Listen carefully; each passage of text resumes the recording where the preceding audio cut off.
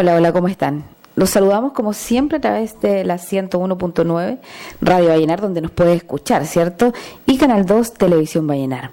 Bueno, estamos con nuestra invitada. Nosotros ayer hicimos algo súper importante, que fue una charla que nos parecía que teníamos que hacerla en Vallenar. Nos costó mucho tiempo poder lograr sintonizar con ella en el tiempo, o sea, cuando podía venir, porque sintonizamos desde el primer día que nos conocimos, yo creo. Ustedes la han escuchado en la radio por teléfono, y ella es Pía Adriasola, es la señora, ¿cierto?, de José Antonio Caz. Pía, ¿cómo estás? ¿Cómo estás, Silvia? Muy buenos días, y buenos días a todos los que nos están escuchando a través de la radio. Muy contenta de haber llegado finalmente a Vallenar, a pesar de todas las dificultades que tuvimos ayer para llegar, que bueno, nos bajaron del avión, nos subieron a otro avión. Yo pensé que no iba a llegar a tiempo, pero gracias a Dios todo resultó y aquí estamos. Sí, y estaban los que tenían que estar, ¿no? Sí, claro. Eso lo decíamos ahí en algún momento. Fue bonito porque fue igual más familiar. Todos quisieron hablar contigo, eran más varones que damas, ¿no? Eran casi puros hombres los que fueron y pudieron conversar un poco.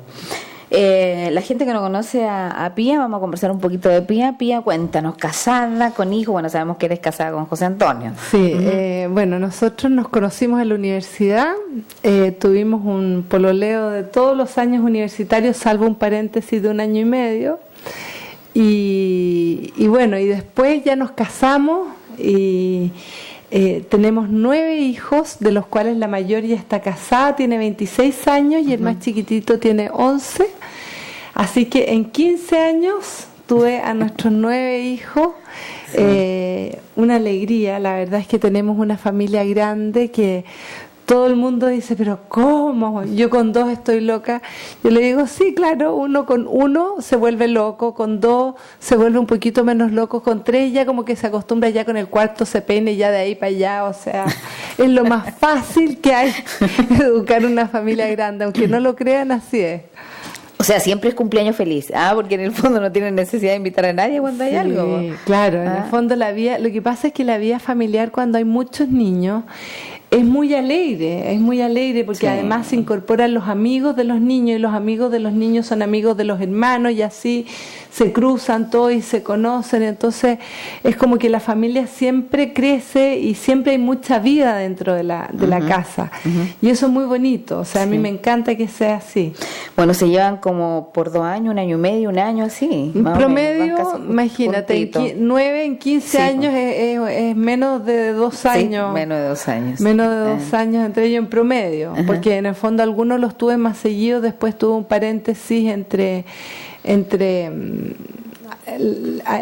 la sexta y el séptimo, ahí hubo un paréntesis como de casi 2 años y medio, y después entre la octava y el noveno, más o menos casi 3 años también. Igual fue mucho tiempo. Claro, claro. ¿Y son cuántos hombres y cuántas mujeres? Son 5 niñitos y 4 niñitas. Ya. Sí. Casi hubiera sido el 10, hubieran 5 y 5. Yo habría tenido 10, habría tenido 12, yo habría feliz seguido teniendo guagua, sí. La verdad es que nunca más quedé esperando guagua, nunca hice nada para evitar esperar guagua. Pero bueno, en el fondo llegó Benjamín y nunca más tuve ninguna guaguita, y eso que las esperé, Sí. O sea, yo decía, ya está grande ahora, a ver si viene, y no llegaron. Entonces Benjamín entró en preescolar, y ya para mí fue un duelo. Después entró a básica, y otro duelo más, y ahora ya está grande. Y bueno, claro, uno dice, ya es tan grande, y parece que yo ya estoy en otra etapa, porque en marzo, si Dios quiere, mi hija mayor va a ser mamá, así que voy a ser abuela de una nietecita, la Jacinta. Es mujer. Bueno, yo creo que terminaste la fábrica en realidad porque le pusiste Benjamín, y Benjamín significa el más pequeño, entonces era el último. Sí, tenía que ser, o sea, así parece que estaba escrito que así fuera. Exacto. De verdad que nunca hice nada por evitarle, y me quedé con las ganas de tener más niños, así que, y siempre yo le decía ahí al jefe arriba, bueno, si me mandas otro después de mucho tiempo, tiene que ser mínimo 2. Ese era el trato. Mínimo 2. Porque en el fondo criar un niño solo es algo muy difícil. O sea, por eso una mamá que tiene un niño se desgasta mucho. un niño solo en el fondo concentra toda su atención en su madre o en sus papás, entonces requiere mucha dedicación. En cambio, cuando hay muchos hermanos, los hermanos se entretienen entre ellos y a los papás ni los pescan. O sea, cuando lo necesitan ahí sí, pero si no, bien. Sí, pues es como que trae más independencia incluso del hijo a la madre. Sí, sí. No es fácil. Y los niños, además que cuando son chiquititos, los niños quieren empatarse con los grandes. O sea, nada que uno los trate como guaguas o que mi no, o sea, no, yo soy, no yo. A los 2 años el no yo, no cholito, era típico. Cuando me decían no yo, entonces querían hacer todo ellos y a mí me encantaba ver cómo ellos imitaban a los hermanos y tenían esa autonomía así de empatarse con los grandes y no ser menos. Qué lindo, ¿no? Una gran familia, ¿cierto? De José Antonio Kass y Pía Adriasola. Yo creo que le cuentes un poquito a la comunidad lo que hiciste ayer, ¿cierto? En una charla que después fue muy preguntada. De hecho, nos dieron casi las 12 de la noche. Las 12 de la noche, sí, fue largo. Conversando con todas las consultas. Y a ti te gustaron varias consultas igual, ¿no? Sí. Hablar de ideología de género con la gente para que entienda. Bueno, yo creo que este es un tema que se entiende poco porque se transparenta poco. Yo creo que lo más importante es que la gente... yo creo que ha quedado con la impresión de lo que se dice a través de los medios de comunicación. Y muchas veces los mismos periodistas no entienden exactamente qué es lo que significa lo que se está legislando. Hoy día en el Tribunal Constitucional está en proceso de revisión constitucional esta ley de identidad de género, que es una ley bastante nociva, encuentro yo, para lo que es nuestra sociedad y que destruye a la persona y a la familia. ¿Y por qué digo esto? Porque primero que nada es una ley de carácter general.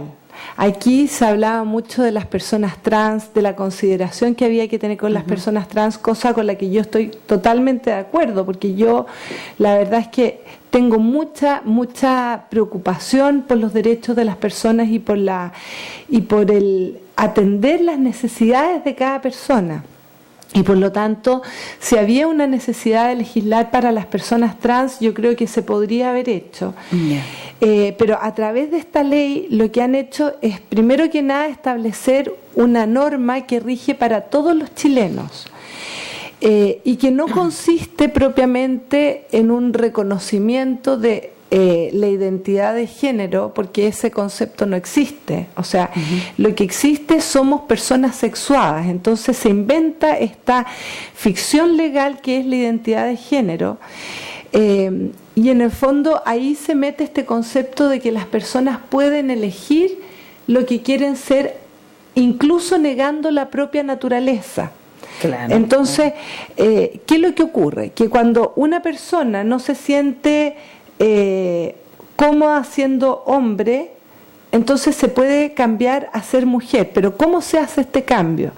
Este cambio se hace borrando la partida de nacimiento, borrando todo registro de que esta persona es un hombre, y de ahí en adelante todos tenemos que reconocerla como mujer, reconocerla por su nombre, tratarla como mujer, y en todos los ámbitos. Y el problema más grave que tiene este esto... hombre se arrepiente, por ejemplo. Es que, dame un segundito, el problema con esto es que no se asocia a la apariencia. O sea, esta persona que siendo hombre va al registro civil, cambia su identidad de género, se borran todos sus registros, puede seguir pareciendo hombre. Y eso es una paradoja tremenda de esta ley. Ya, increíble. Es bastante increíble. Sí, porque yo vi incluso que habían entrado a la cárcel de mujeres, ¿cierto?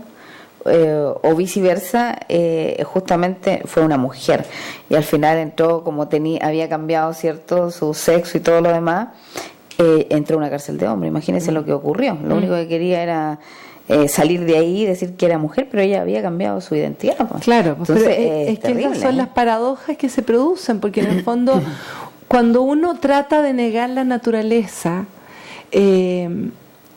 al final se produce todo este tipo de confusiones y de cosas que al final atentan contra la misma persona. Y esto yo se lo planteé varias veces en los distintos debates que tuve, incluso con dos personas trans. Una era Alesia y la otra era Alejandra, en que yo les decía, incluso por ustedes mismas, o sea, esta ley tampoco las protege a ustedes, porque al final lo que se hace es negar que existe una naturaleza sexuada, y cuando eso se niega, hay muchas consecuencias, porque se produce una confusión respecto de quién es la persona.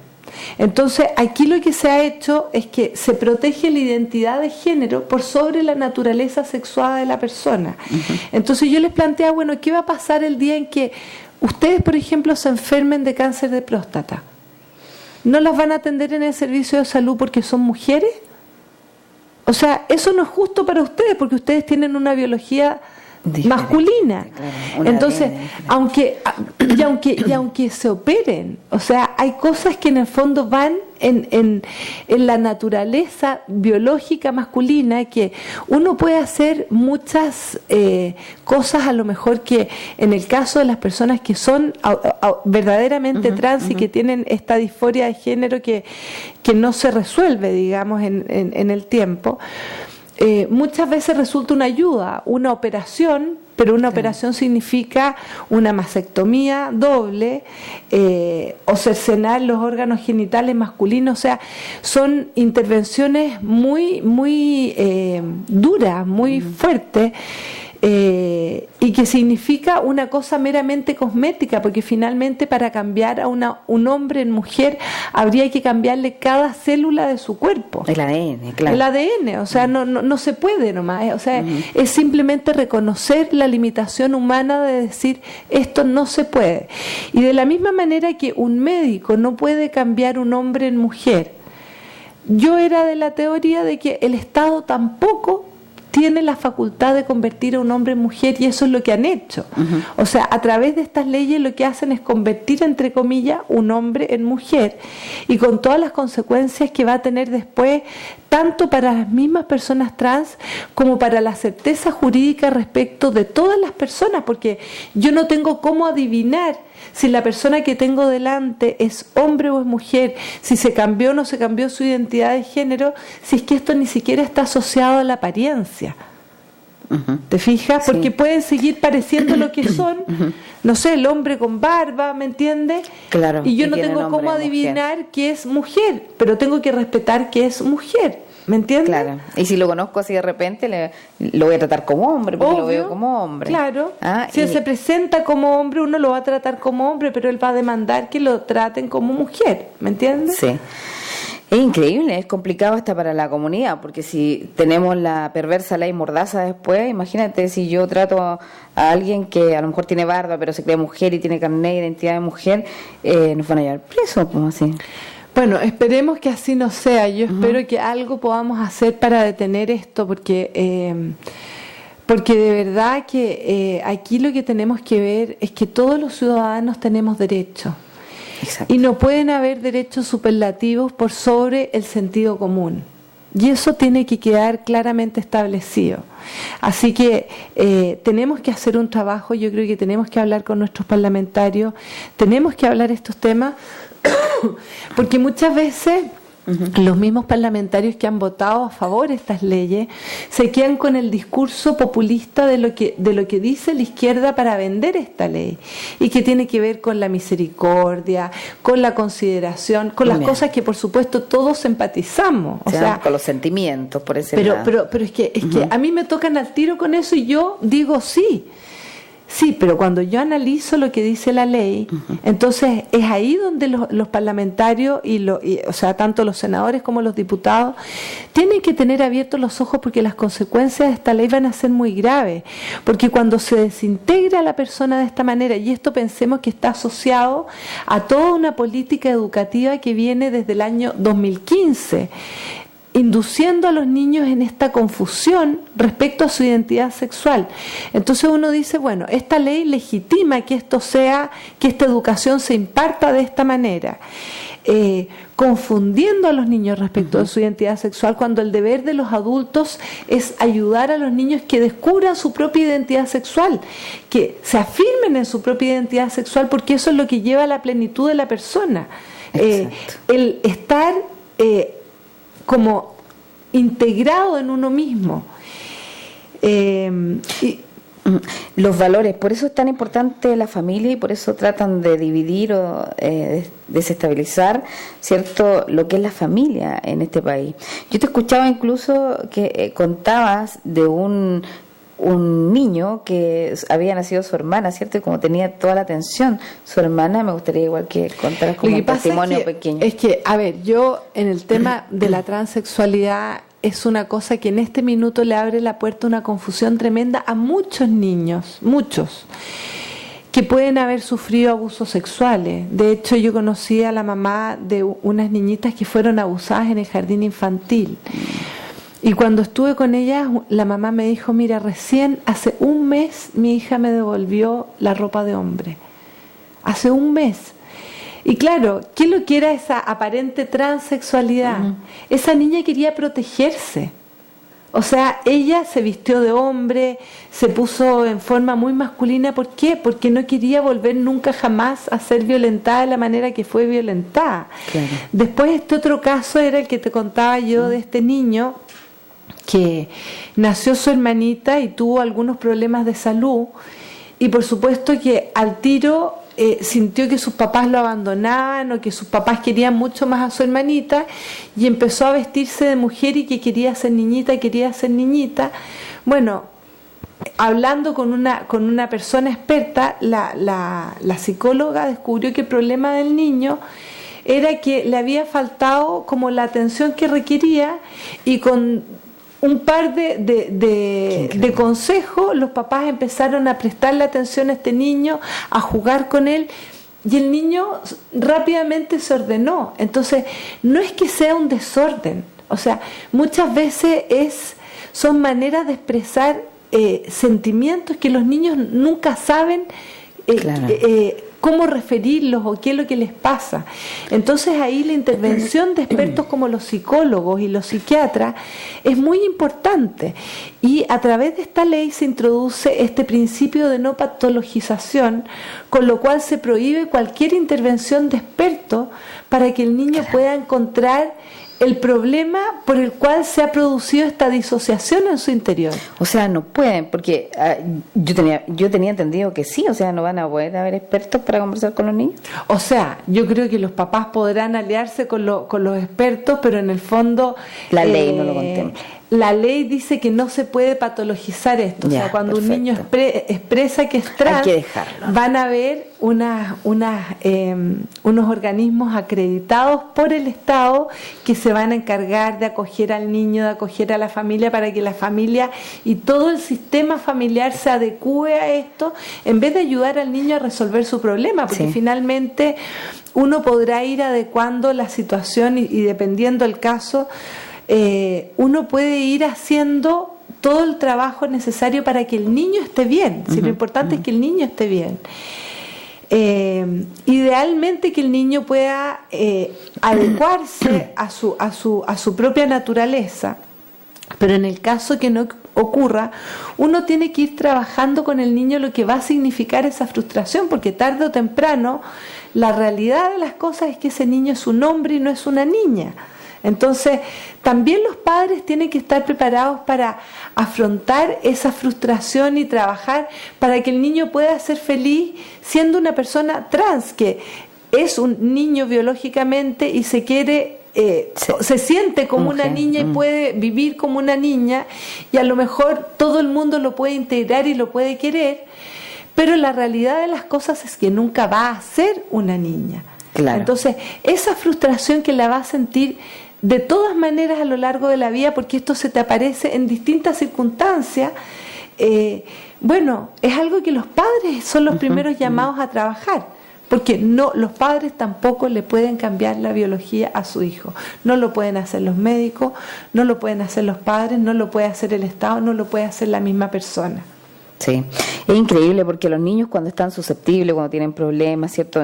En cualquier tema, dolor, sentimiento, al final, así como mostrabas tú ayer, como se ha integrado en la educación y todo lo demás, ellos lo van a recibir como algo normal, ¿me entiendes? O sea, están haciendo un cambio súper perverso en nuestra sociedad, en nuestras familias. A ver, yo creo que ahí el tema es que el concepto de la inclusión es un buen concepto en términos de que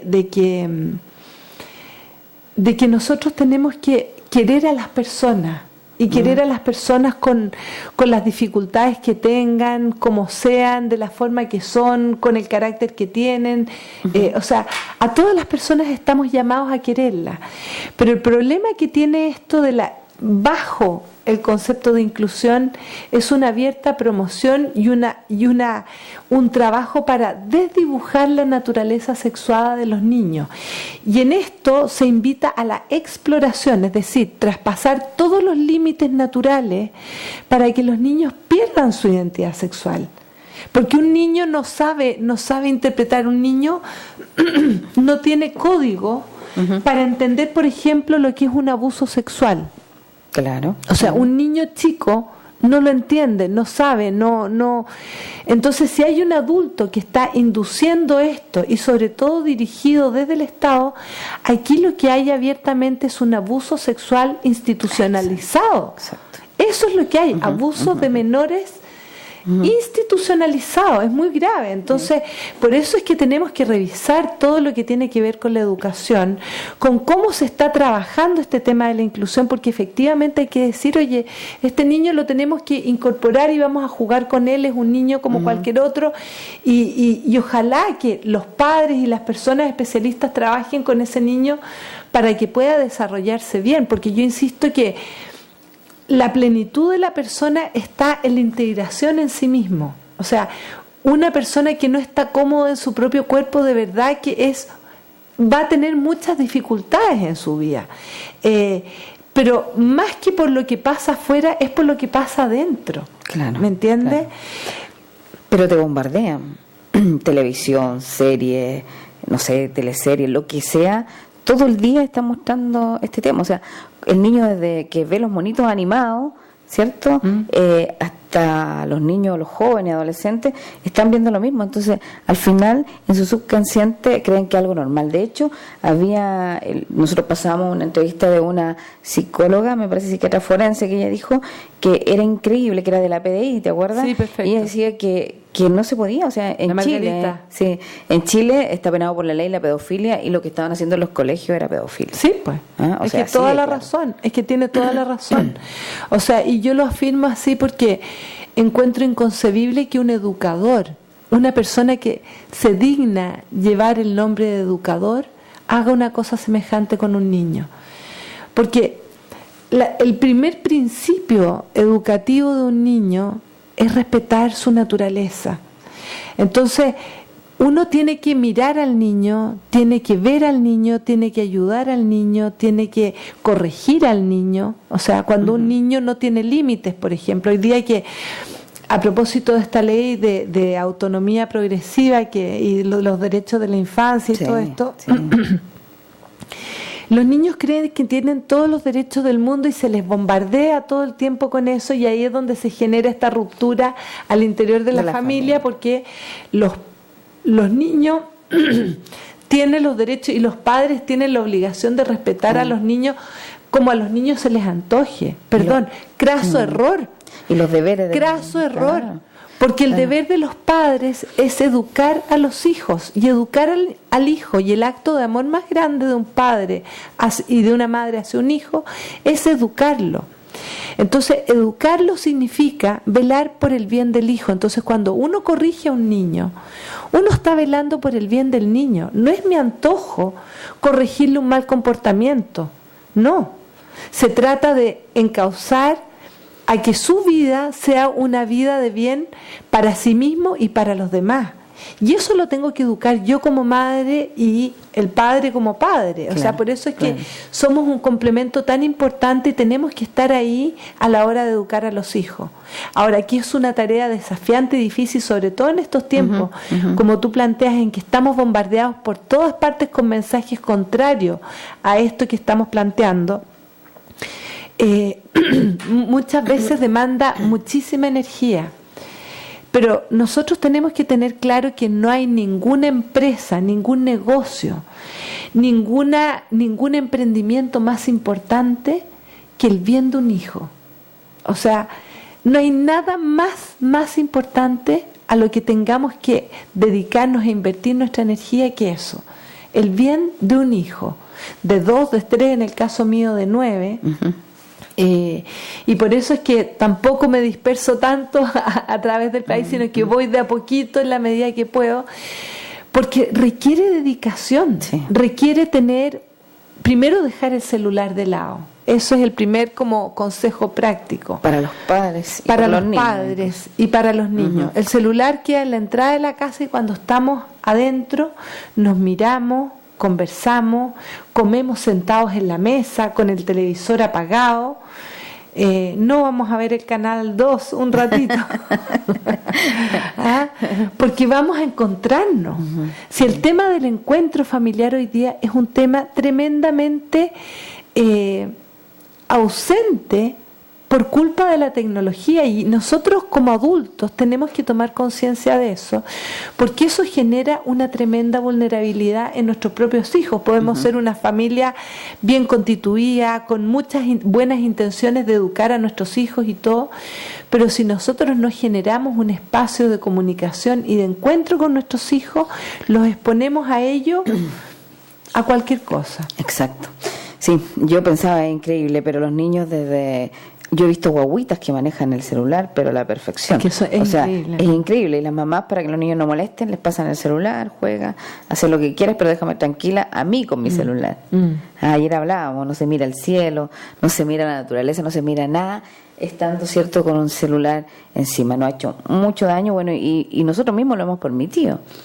Es súper importante la familia y los valores que entrega la familia, porque los hijos, aunque se porten mal, hagan lo que sea, cuando grandes siempre se van a acordar de todas las cosas que se les ha enseñado. Yo les cuento que hablamos con estas cosas con Pía, porque Pía también tiene una fundación, ¿no?, donde están trabajando siempre en el Congreso, viendo las leyes. Ella maneja las leyes, no es algo que esté hablando por hablar, así que yo creo que es súper importante el hecho de tenerte acá en nuestro estudio y poder conversar estos temas. Bueno, yo muy agradecida también y encantada de poder estar aquí en contacto ya directo aquí en Vallenar con ustedes, y feliz también de que sigamos manteniendo contactos telefónicos para poder ir informando de cosas que vayan pasando. Así que muy a disposición de ustedes para poder aquí estoy mostrando Acción Republicana, ¿cierto? Este es el movimiento. El movimiento, sí, Acción Republicana, que tiene que ver con el despertar de cada persona, porque todos somos agentes políticos. De alguna manera, nosotros somos los que construimos nuestra sociedad, los que edificamos la sociedad que queremos tener. Muchas veces uno se margina de la política diciendo, bueno, pucha, esto lo deciden estas personas, yo ya no voto, no estoy participando, yo ya ni siquiera, ¿para qué voy a ir a votar si al final son siempre las mismas personas?